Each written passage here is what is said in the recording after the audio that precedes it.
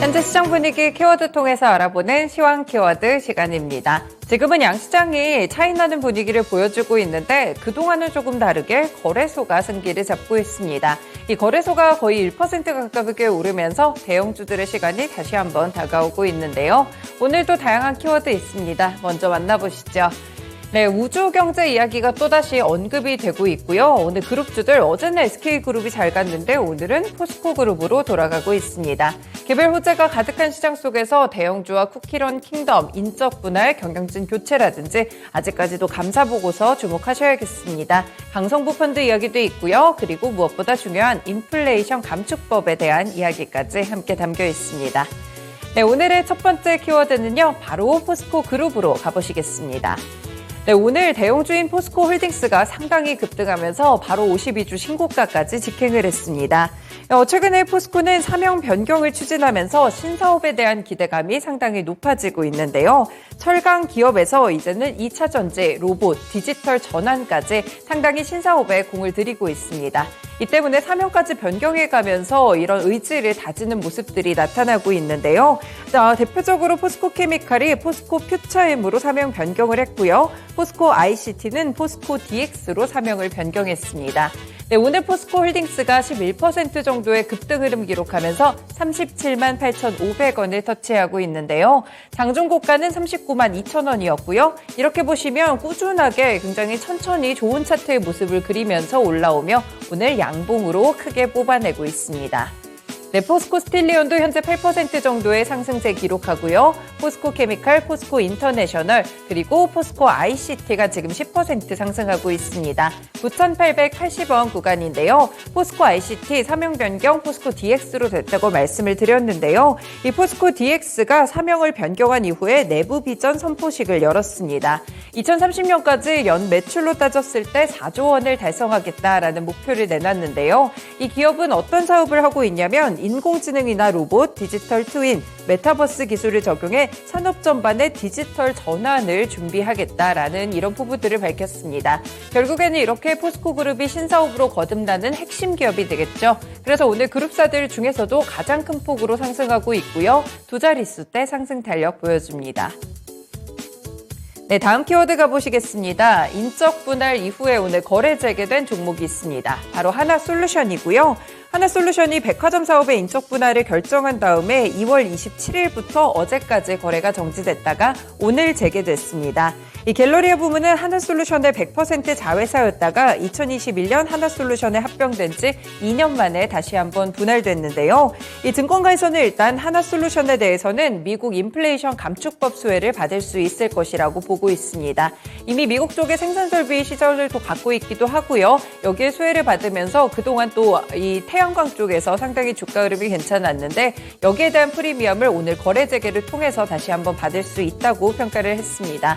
그래서 오늘 하나솔루션도 일단 상승으로 움직이는데요. 다만 장중에 탄력이 좀 줄면서 지금은 53,400원 부근입니다. 2.7% 정도의 상승 흐름이고요.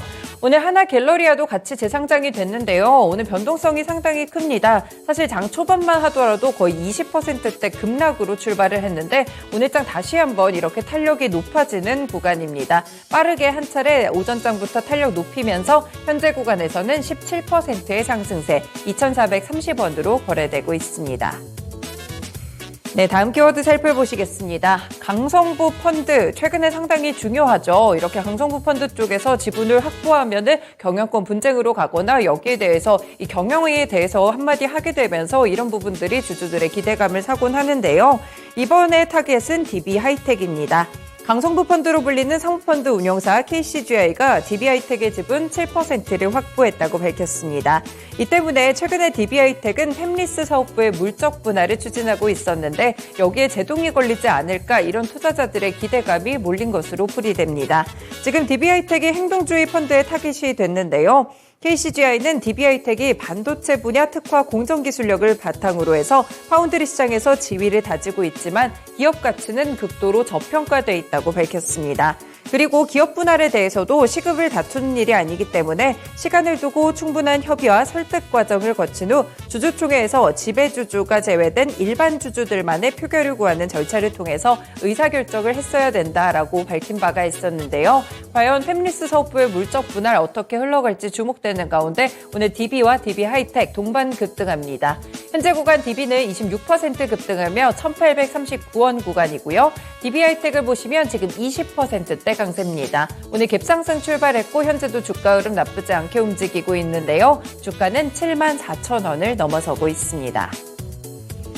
네, 다음 키워드 가보시겠습니다. 2차 전지 종목들 여전히 좀 좋은데요. 다만 개별 호재를 통해서 일부 종목들만 급등이 나오고 있습니다.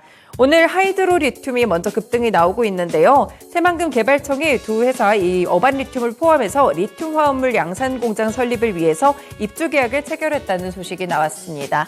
하이드로 리튬 오늘 19%의 강세 흐름 지금 가져가고 있고요. 주가는 41,700원 부근에서 움직이고 있습니다. 최근에 3거래일째 상한가에 도달을 했었던 자이글도 다시 한번 급등하는데 지금은 14%대 오름세로 22,650원 구간입니다.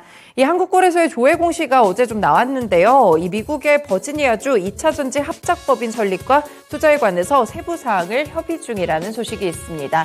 이 때문에 최근에 인플레이션 감축법에 대한 기대감이 큰 상황에서 이런 소식까지 나오자 이미 조금 시장에서는 그런 소문들이 움직였던 모습인데요. 그래서 오늘장 다시 한번 급등하는 랠리를 보여주고 있습니다.